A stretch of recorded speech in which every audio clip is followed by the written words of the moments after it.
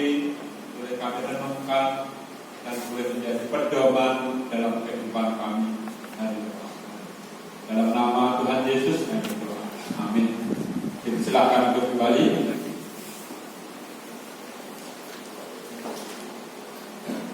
Sebelum firman Tuhan disampaikan, saya ingin memberikan sesuatu pada bapak-bapak kita yang sudah menyelesaikan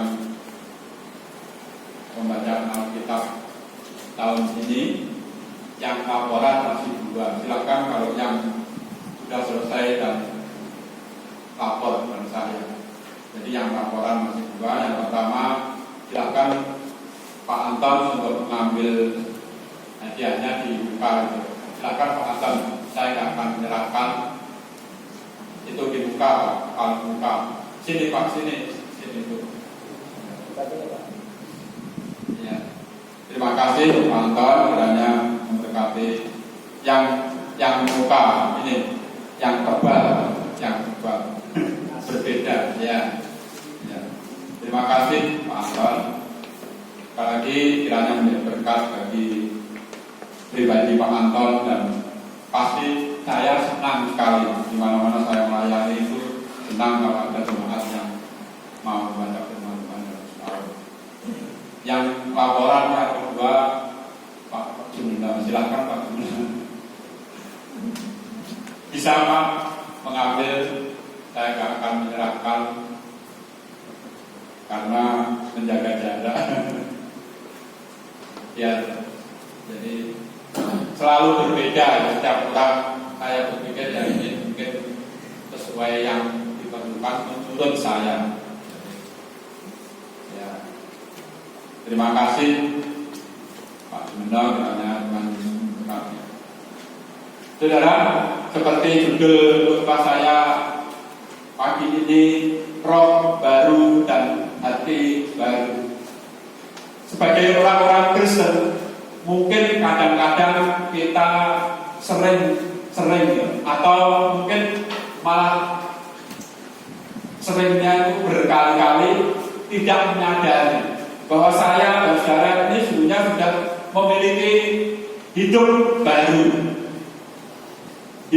baru, roh baru, bahkan dikatakan hati yang baru. Bapak Ibu Saudara, sejak kapan? Sejak saya dan saudara itu menerima Tuhan Yesus. 2 Korintus 5 ayat 17, bahwa yang baru sudah datang, yang lama sudah berlalu.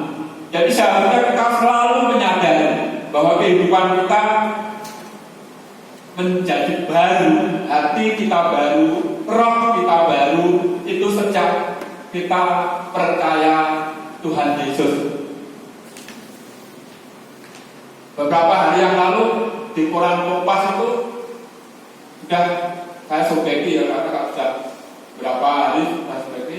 Di situ dikatakan hampir seluruh koran itu hanya berbicara bagaimana saya dan saudara itu mampu hidup di new normal ini.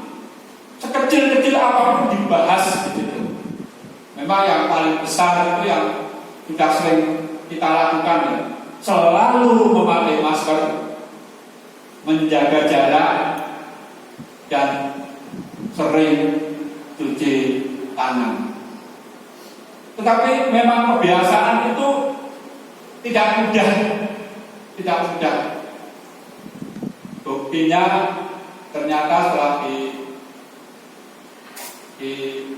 dinyatakan kita new normal mulai pertengahan Juni yang lalu, ternyata COVID ini menyebar luar biasa, termasuk di kota kita. Bahkan mulai besok Jakarta menerapkan kembali PSBB ketat. Saya nggak tahu jadinya kayak apa. Tapi itulah yang terjadi. Menjadi hidup baru itu memang tidak gampang, tapi kita bisa melakukan karena saya dan saudara seperti minggu yang lalu sudah bersama Tuhan dalam kehidupan kita. Ingat Mazmur 119 ayat 119, kelima itu bahwa firman-Mu itu pelita bagi kakiku, terang bagi jalanku. Bapak Ibu Saudara, bangsa Israel itu juga seperti itu. Sejak bangsa Israel diselamatkan, kita tahu cerita bangsa Israel ini.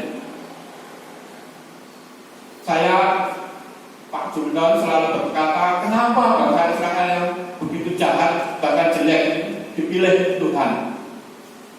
Mungkin saya tidak bisa menjelaskan sejelas-jelasnya, tetapi itulah kehendak Tuhan, kehendak Tuhan.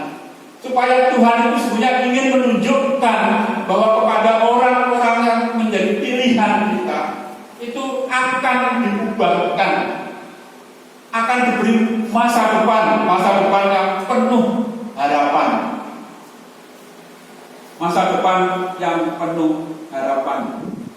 Saudara, gambaran bangsa Israel yang jahat dan tetap dipilih Tuhan itu juga disebutkan di dalam Yehezkiel.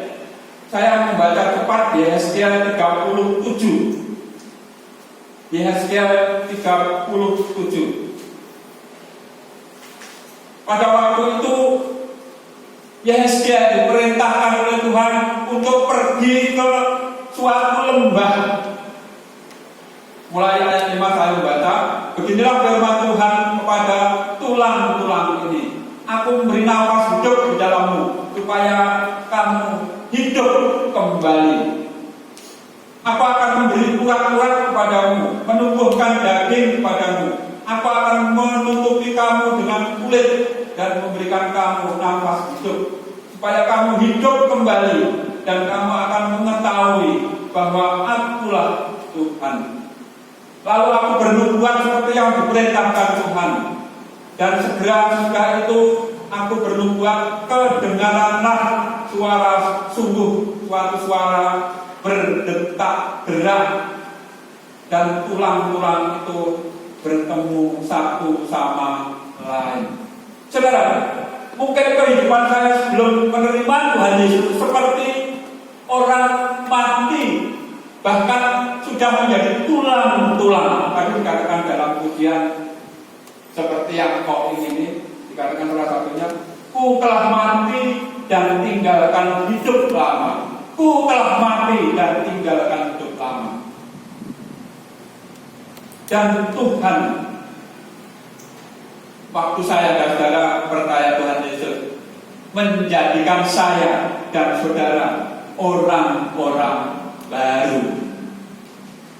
Saudara, Yehezkiel selama pelayanannya, perhatikan ya, Yehezkiel selama pelayanannya tidak satu pun orang Israel yang mampu bertobat.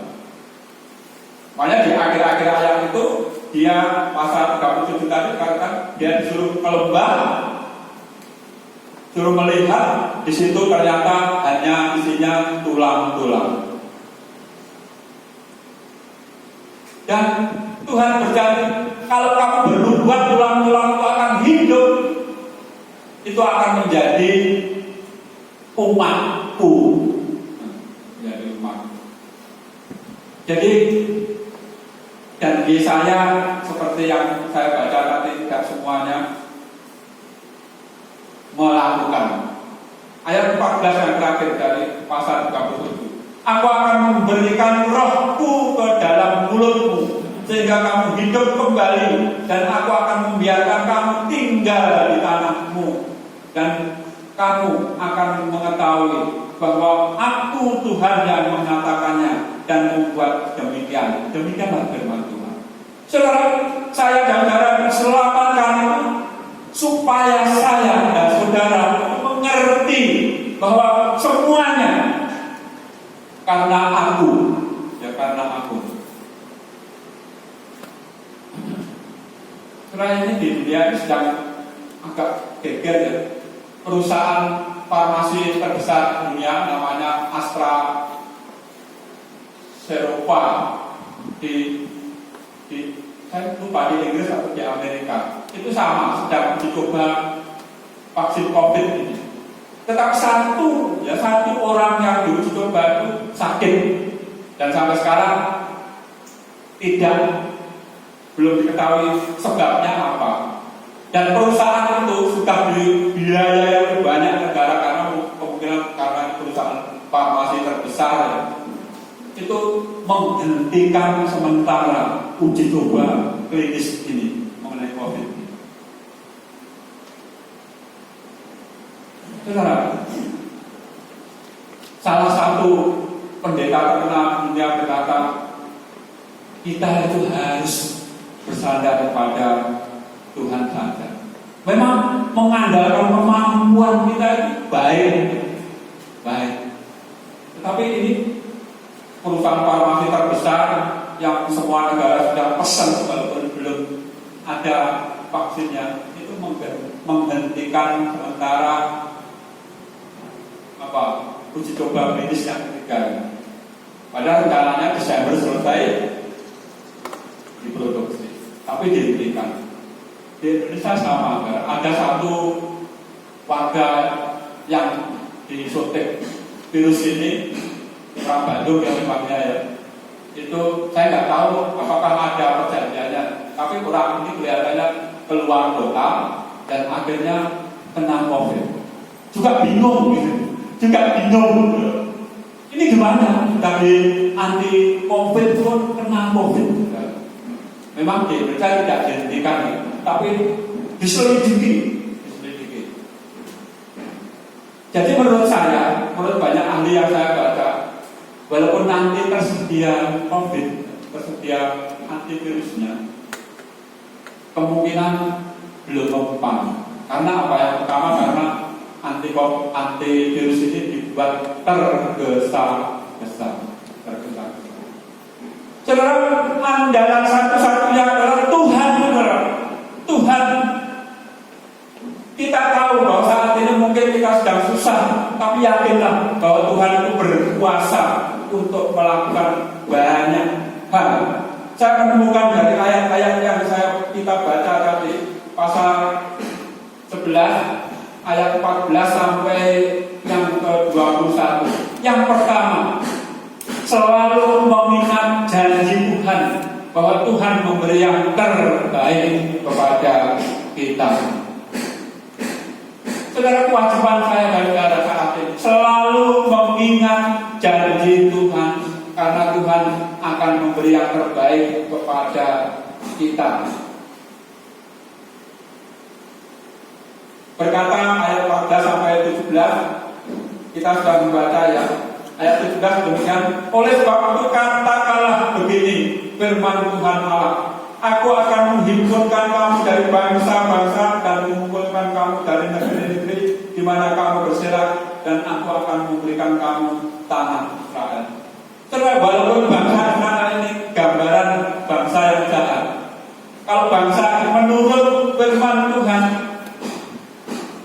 berkata, tidak ada yang mustahil, walaupun bangsa berserak kemana-mana, akan kembali mengumpulkan mereka di tanahnya, yaitu tanah perjanjian. Yesaya 1 ayat 16 sampai 20. Saya membaca Yesaya 1 16 sampai 20. Tuhan itu sampai sebegitunya mengasihi umat manusia. Basuhlah, bersihkanlah dirimu, jauhkanlah perbuatan-perbuatan yang jahat dari depanku. Berhentilah berbuat jahat, belajarlah berbuat baik, usahakanlah keadilan, kendalikanlah orang kejam, belalah hak anak-anak yatim, perjuangkanlah perkara janda-janda. Marilah kita berperkara, firman Tuhan. Sekalipun dosamu merah seperti kirmisi, akan menjadi putih seperti salju. Sekalipun berwarna merah seperti kain ketumbar, akan menjadi putih seperti bulu domba. Jika kamu menurut dan mau mendengar, maka kamu akan memakan hasil yang baik dari negeri ini. Tetapi jika kamu melawan dan memberontak, maka kamu akan dimakan oleh pedang.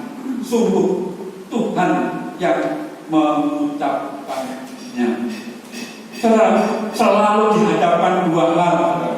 Terserah saya dan saudara, pilih yang mana? Pilih menurut Tuhan atau memberontak kepada Tuhan. Tuhan berkata, sekalipun dosamu itu merah seperti buah kirmisi, akan menjadi putih seperti salju.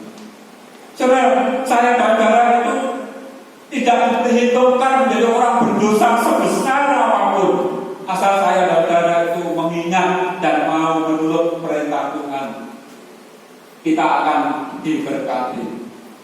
Perintah Tuhan yang mana, saudara? Saat ini perintah Tuhan melalui pemerintah kita untuk taat protokol kesehatan. Itu juga perintah Tuhan, saudara. Saya memakai masker, itu saya melakukan perintah Tuhan. Mengasihi sesama saya, mengasihi sesama saya. Sudah kemarin saya servis motor di tempat biasa, dan setelah terima saya langsung jalan kaki. Saya servis di Ibu Siska.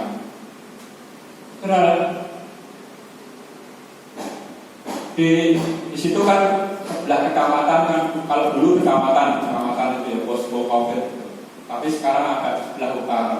Saya kaget waktu di posko itu ternyata banyak orang grup posko itu, dan kelompok-kelompok itu memandu, kelompok itu sana, kelompok itu saya nggak tahu kemana saja. Tetapi satu tujuan supaya menertibkan masyarakat kita. Saudara, apakah saya dan saudara sebagai orang-orang Kristen harus dipaksa-paksa untuk memakai masker, untuk menjaga jarak? Saya harap kita tidak. Dimanapun kita berada, mari kita usahakan untuk selalu memakai masker. Yang kedua, mampu hidup berubah total, karena saya dan saudara itu sudah memiliki hati dan roh baru. 18 sampai 19 saya membaca. Maka sudah mereka datang di sana, mereka akan menjauhkan segala dewa-dewanya yang menjijikkan dan segala perbuatan yang keji dari tanah itu. Aku akan memberikan hati yang lain dan roh yang baru di dalam batin mereka. Juga aku akan menjauhkan dari tubuh mereka hati yang keras, memberikan mereka hati yang taat. Sudah, apakah saya dan saudara sudah berikan hati yang taat? Silahkan bertanya pada diri sendiri. Saya taat dengan perintah Tuhan atau belum? Tetapi Tuhan berjanji bahwa kita, waktu saya dan saudara taat, menjauhkan dari tubuh kita itu hati yang keras, tidak ngengkel seperti orang Israel. Mampu melakukan pekerjaan hidup kita dengan hati baru, roh baru. Mampu menaati Allah dalam hal sekecil-kecil apapun yang ada, karena kita telah memiliki hati dan roh yang baru. Kita selalu ingat akan firman Tuhan, bahwa firman Tuhan itu pelita terang dalam kehidupan saya dan pribadi Anda. 2 Timotius 3 ayat 16 sampai 17. Saya membacakan 2 Timotius 3 16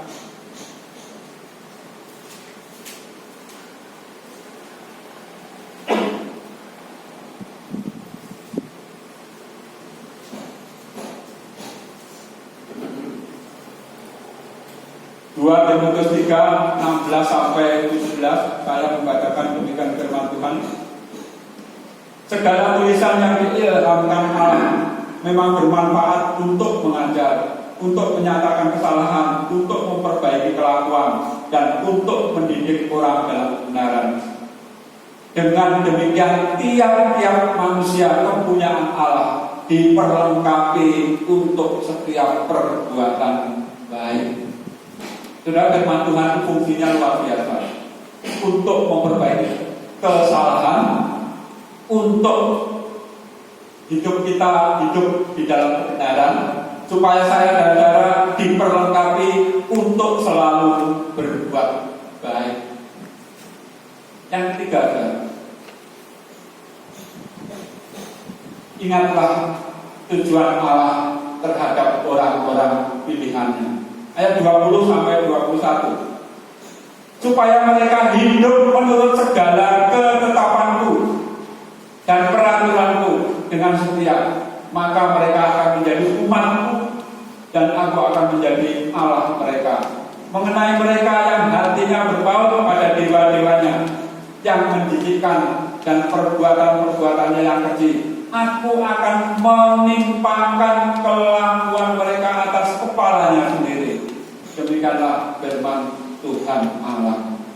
Saudara, tujuan Allah mengasihi kita, mengampuni kita, supaya saya dan saudara menjadi umatnya, umat yang penurut ketetapan Allah, menjadi umat yang berbeda waktu hidup di dunia ini, menjadi umat yang memiliki sesembahan satu saja, yaitu Allah. Saudara, COVID-19 ini merajalela termasuk di kota kita. Karena apa? Karena orang merasa tidak harus begitu. Orang merasa bebas-bebas saja. Bebas-bebas saja. Kita tidak antisipasi.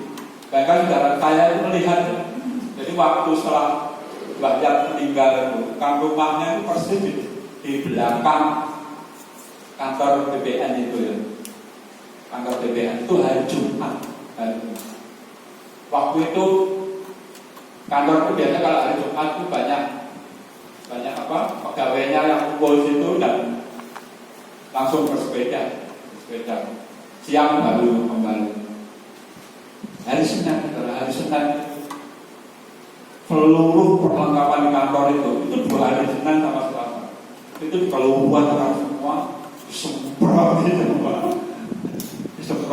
Saya tahu karena sudah lewat ya, olahraga itu.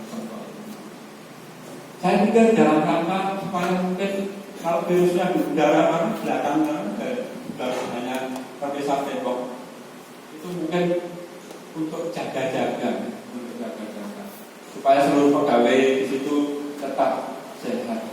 Saudara, menjadi orang Kristen itu harus mungkin seperti itu, selalu berjaga-jaga. Walaupun orang lain meremehkan hal ini, tetapi saya dan saudara harapannya tidak seperti orang lain. Firman-Mu pelita bagi kakiku dan terang bagi jalanku. Mazmur 119 ayat 105. Mari kita berdoa. Bapa kami yang surga, kami bersyukur Tuhan atas firman Tuhan yang boleh selalu mengingatkan kami bahwa sesungguhnya kami adalah orang-orang yang berdosa, bahkan orang-orang yang telah mati, bahkan orang-orang yang mati dan hanya menjadi tulang-tulang. Tetapi karena Tuhan mengasihi kami, Tuhan menghidupkan kami kembali untuk menjadi umat pilihan Tuhan. Tuhan berjanji, walaupun mungkin kami adalah orang-orang yang dosa kami bertumpuk-tumpuk, merah seperti kirmisi, akan menjadi putih seperti salju. karena Tuhan mengampuni kami. Kami rindu Tuhan sebagai umat Tuhan, menjadi umat Tuhan yang Tuhan kasihi. Kami rindu Tuhan menjadi umat Tuhan yang mampu taat dalam segala segi kehidupan kami. Kami terus berdoa Tuhan untuk pemimpin-pemimpin bangsa kami, para medis, para peneliti yang sampai saat ini berjuang mati-matian, bahkan mereka banyak yang menjadi korban dalam menghadapi COVID ini. Kami berdoa untuk mereka semua Tuhan. Tuhan berkati mereka, hidup mereka sehat, dan segala usaha yang mereka lakukan berkenan di hadapan Tuhan. Tuhan memberkati.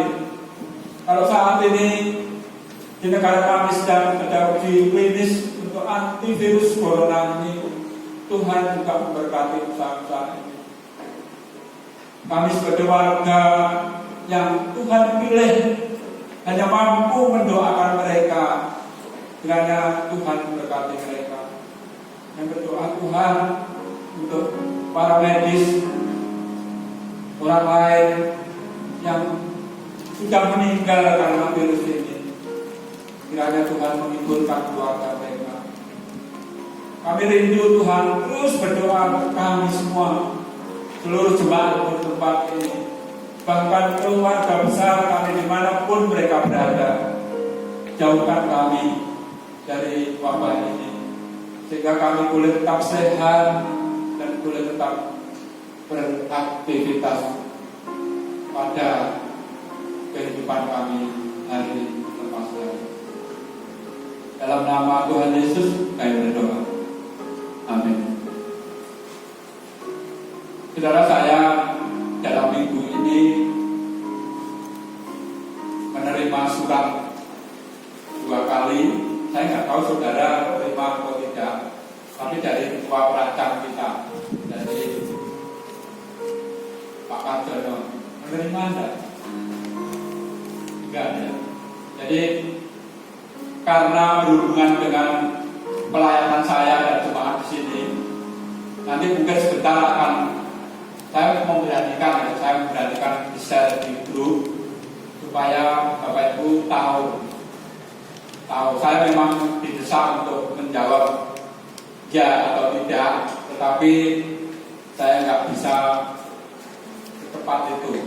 Jadi nanti silakan membaca. Nanti mungkin istri saya ini sudah saya kasih tahu, sedang nge-share, silakan membaca surat itu. Sekali lagi saya nggak bisa menjawab secepatnya karena perlu berdoa secara memang mengenai pelayanan saya nggak akan lebih jauh membaca. Silahkan Bapak Ibu baca sendiri, karena beliau berkata dalam suratnya itu atas nama gereja. Jadi saya nggak tahu apakah sudah konsultasi dengan Bapak Ibu atau belum, tapi itulah suratnya dan saya belum bisa menjawab walaupun beliau selalu berusaha. Kita juga doakan Agustus saya sudah menghubungi satu pendeta dan tidak siap. September ini saya sudah juga menghubungi, tapi tak belum menjawab akhir bulan ini. Jadi doakan terus supaya kerinduan kita bersama. Sekali lagi sebelum saya dan saudara pensiun sudah ada mengganti. Jadi saya berusaha seperti itu. Sekali lagi semuanya demi kebaikan kita bersama. Jadi nanti kalau mendapat surat itu dari WA, silahkan Bapak Ibu bawa pulang dan minggu depan kita bisa membicarakan masalah ini lagi. Kiranya Tuhan Yesus memberkati kita semua. Bapak Ibu, mari kita akan bersama-sama berdiri dan saya akan kembali berdoa berkat, dan sebelum amin kita nyanyikan Bapa terima kasih. Bapa kami yang di surga, Kami bersyukur Tuhan karena berkat dan anugerah Tuhan telah memimpin kami untuk ibadah pada saat ini. Kami bersyukur Tuhan menyertai kami. Kami berdoa untuk saudara kami, lansia yang tidak bersama-sama kami, Tuhan juga memberkati mereka di rumah. Bahkan nanti kalau mendengarkan firman Tuhan yang disiarkan, Tuhan memberkati firman Tuhan. Juga berdoa untuk anak-anak kami yang sudah lama harus tidak bersama-sama untuk belajar tempat ini. Tuhan juga memberkati. Kami berdoa Tuhan untuk sekolah mereka masing-masing. Pasti banyak sekali kendala-kendala yang dihadapi karena harus melalui online. Kiranya Tuhan juga berkati mereka, anak-anak kami, memberkati orang tua mereka, sehingga mereka juga boleh sabar memberi bimbingan kepada anak-anak mereka. Kami sekali lagi bersyukur atas kesempatan saat ini. Kalau sebentar kami akan kembali pulang ke rumah kami masing-masing. Kiranya Tuhan memimpin menyertai kami semua. Tuhan memberkati engkau dan melindungi engkau. Tuhan menyinari engkau dengan wajah-Nya dan memberi engkau kasih karunia. Tuhan menghadapkan wajah-Nya kepadamu dan memberi engkau damai sejahtera. Dalam nama Tuhan Yesus kami berdoa.